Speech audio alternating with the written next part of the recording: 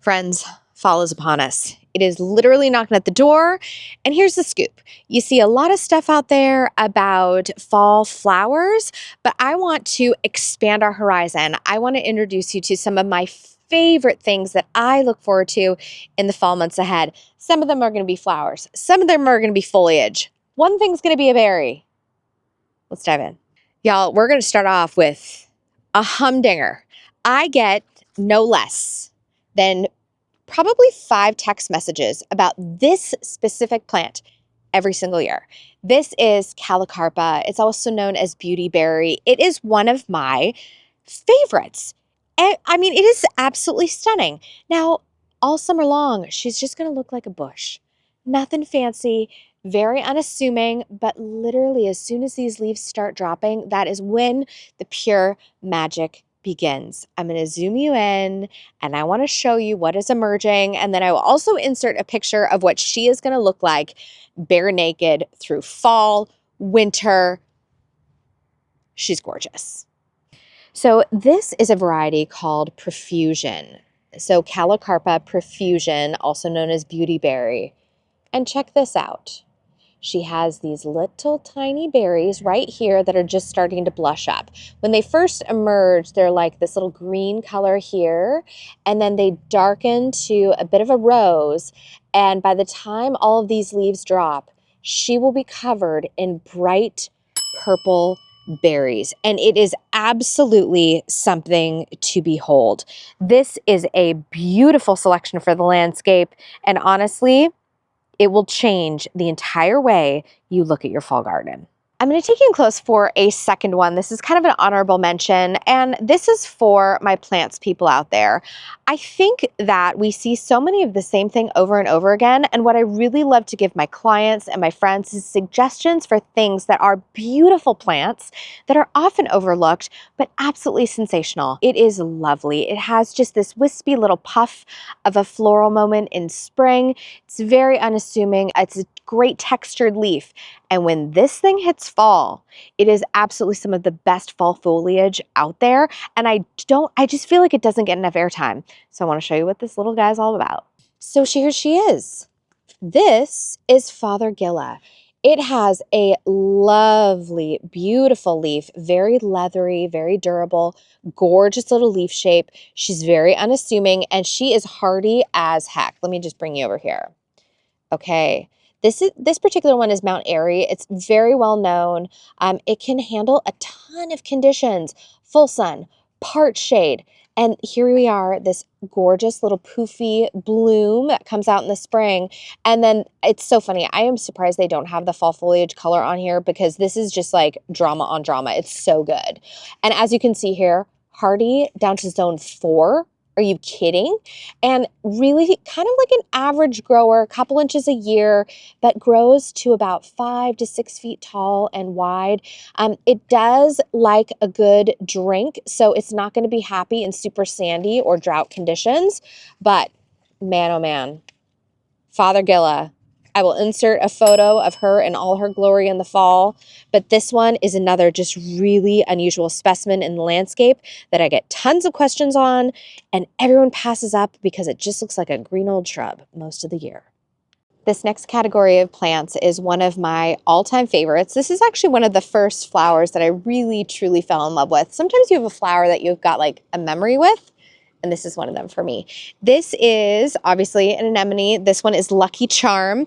I am quite particular with my anemones. I don't like all of them, but the ones that I do love, I'm obsessed with. So they are already sold out of Honorine Jobert, which is one of my favorites of all time. It gets really tall, super wispy, great for back of the border, loves a shady spot. But Lucky Charm is another winner for me. This antique rose is perfection. If you're doing like a fall container, pairing it with some grasses, it is very, very good. And the reason I like this one over other pinks is actually because of the depth of color in the stem. I just find it to add that little extra bit of drama. You could go like even spooky Halloween, put some black mondo grass with it. Anyways, a fall garden cannot be without anemone. Okay, guess what I found? honoring Show Bear.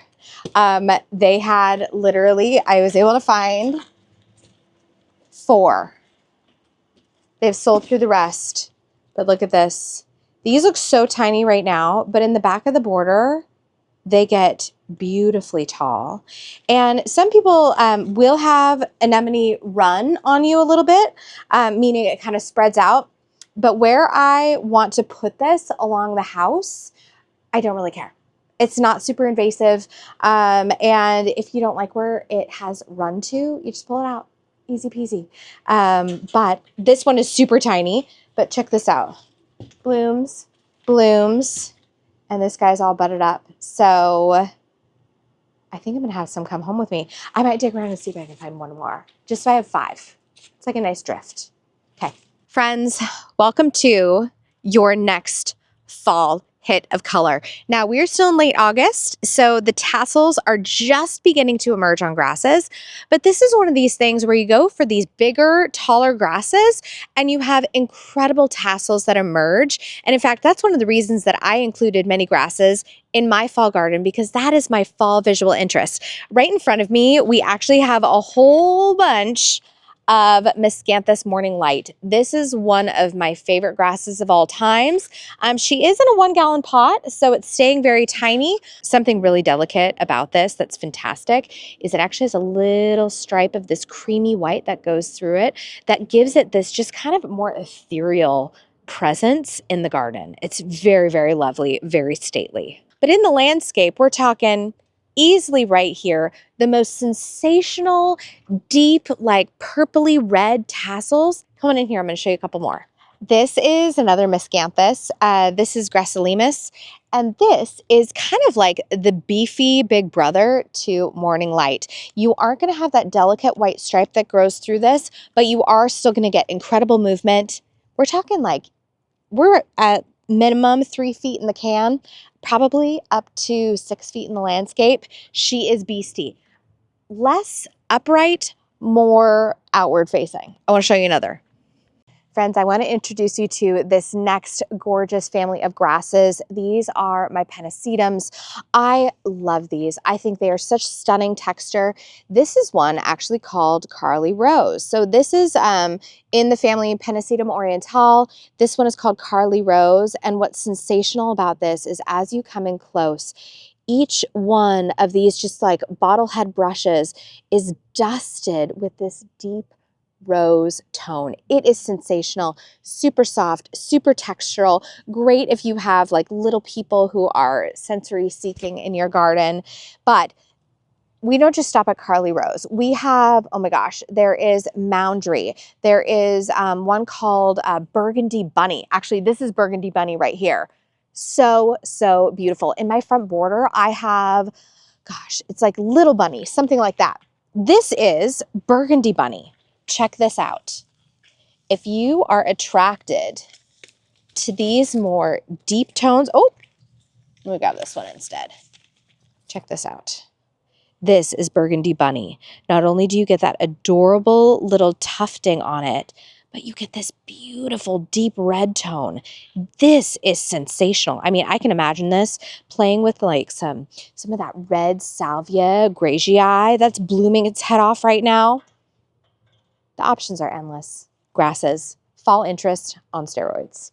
Friends, next on my list is actually the aster family, and this is a pretty wide sweeping grouping of plants. You have kind of small guys. This is, let's see here, Kickin' Carmine Red. So she's more petite, she's more compact. This is great for like front of the border or, oh my gosh, in a container.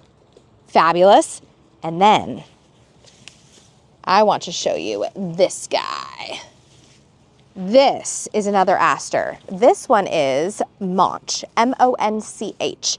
And it's more open, it's more daisy-like, it's got that great yellow center. This, I'm telling you, once established, this guy is fabulous. He would be really great with like grasses, more of like a prairie-inspired landscape. And honestly, you're getting a sensational, gorgeous stand of asters coming on in the fall. Beautiful color.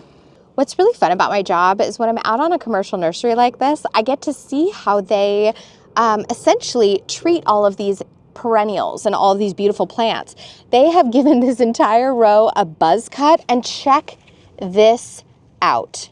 Just one snip of the top, and it has encouraged all of this gorgeous lateral branching. It's absolutely fabulous. And this also gives me inspiration for how I might treat an aster in my own garden. In fact, I was thinking about my sedums with the same treatment. I should have cut them back for double the blooms. Anyways, we digress. Aster, top hit for fall color. Friends, this next fall floral should be of no mystery to anybody. This is my beloved echinacea. And here's the deal. Depending on the size of your garden, I'm going to recommend a different echinacea, because also I do not believe they are all created equal. Now, just kind of zooming in here, I've collected a little assortment for you. We have some of these smaller, kind of newer hybridized ones. This one I think is Kismet White. Let's see here. Yep, Kismet White, super compact, as opposed to my White Swan, which is like more tall and loopy. And then you have these incredible doubles here. This one is Supreme Cantaloupe, which I approve that name. I'm not always loving these names, but this one, I approve this name. And then back here, check this out. I kind of wonder if this one is Magnus. Let's see. Oh, yes. Okay, back here we've got some of my favorites of all time. This is Magnus. In the landscape, it gets super tall. These petals reflex more downward. Really interesting shape. This next one here, this one is a pallida. Yeah, it's pretty parasols. This one feels like a mix of the Echinacea pallida, which is a super lovely variety. This one I'm actually going to pick up for a client. There's something so graceful and delicate and dainty. And what I actually really love to do is I love to mix this one with Magnus. And by the way, Magnus, she is not new. Magnus has been around for ages and ages, and it is just a stunner that keeps performing in the landscape. Looks lovely with grasses. Looks lovely behind, like, say, a boxwood border. I just love that it's going to pop up in the middle of nowhere and do its own thing. So, echinaceas, they're absolutely incredible. Start blooming in the middle of summer, and these puppies are going to last us at least through the end of October. So, fabulous, fabulous. And so these would be my landscape choices, and then these little guys would be my container choices for the fall. Friends, this one is a little on the nose, but I would be remiss if I didn't mention it. These are all of our pansies and violas that love cool weather. Now, I am one where I'm going to use a ton of these in my containers throughout the season. However, I feel like this is also an item that you could do some beautiful bedding plants with and let them be big and blousy. Now, you can kind of pick your color palette. You've got some cool stuff here. You've got more warm tones here. I love to mix things up. I love an antique tone in the fall and into the winter months. And this is a great investment because this humble little flower will really go the distance. It will really take you so far, and a lot of these will bloom right their way into spring. So it's something to think about as you go through all those colder months. How do you want that color to progress? Let me show you a couple violas. By contrast, these are our violas. They're going to be more upright, a little bit more perky. And so what I will often do is I will actually plant my violas in the background and plant just a bright array of violas right in front of them. This is our classic white, but honestly, let's go over here. These are just about the cutest little faces you've ever seen. This one is Admire Ruby Gold Viola. And what I love about this is I can use this fall. I can use it spring. I mean, honestly, you can change out just a few little elements around it, maybe what heucheras or grasses you're using, and it can just span, it can really go the distance. A really lovely selection. Friends, we are ending the day back at home, and I want to show you another stunner in my garden that I use for fall interest. This is a sedum. It's Sedum Autumn Joy. And what is so fantastic about sedum is that when it emerges, of course it's adorable. While it's growing, it's green. It like fills a void. But we really don't get to enjoy this gorgeousness until fall is upon us. And depending on which ones you choose, there's some, actually most of them blush out this like deep raspberry tone, or sometimes like a dustier rose. But I was looking at some the sedum conga line. It is actually dusting out considerably lighter than that, almost like a golden color. So sedums in the garden, this is just such a beautiful hitter. And like I was saying earlier, I think next year I'm going to double my blooms on this. And I'm actually going to cut them back midway through the growing cycle to get even more of a full, gorgeous sedum. I want to show you one more sedum in my landscape. Friends, this is one other sedum in my landscape. It is this gorgeous, deep purpley one. And you can see right here, literally just in time for fall, she is finally popping open. What's so cool about using a plant like this is you get to enjoy the foliage, this deep foliage, for so many months, but really it gives your garden a whole new life come fall as everything just bursts right open. So sedums, absolute stunner, beautiful fall color. Oh, and if you've never used them in a floral arrangement, I would definitely encourage you to do so. Just this gorgeous kind of like, I don't know, like this disc parasol situation. It is so beautiful. Okay, I want to show you one more. So I hate to say it, but according to this blueberry bush, we are headed for an early fall. And look at this spectacular color. You know, I am a big proponent of using edibles in an ornamental situation, and this is one of the reasons why. This, honest to goodness, it almost does not get any better with this sensational fall color. This one is turning sooner than my other two, but it adds the most vibrant, spectacular orange and red to the landscape. And I think, honestly, I'm going to say it here, I'm going to stand on this mountain. The blueberry is a underused ornamental specimen for any landscape. So clearly I picked up a couple goodies for my home as well. I actually only have 2 of this Pennisedum Little Bunny on either side, and 2 is not a great number in the landscape. Odd numbers are best. So I picked up 2 more so I could have 3 on each side. And I mean, like, come on, how cute. How cute is this little tufty bit? And you guys already saw me grab this, but Honorine Joubert is one that I wanted in my landscape for a very long time. It's one of my favorite ones that I use with clients, and I want to show you. This is almost one of the reasons that we decided to paint the house color what it is. Okay, look at this.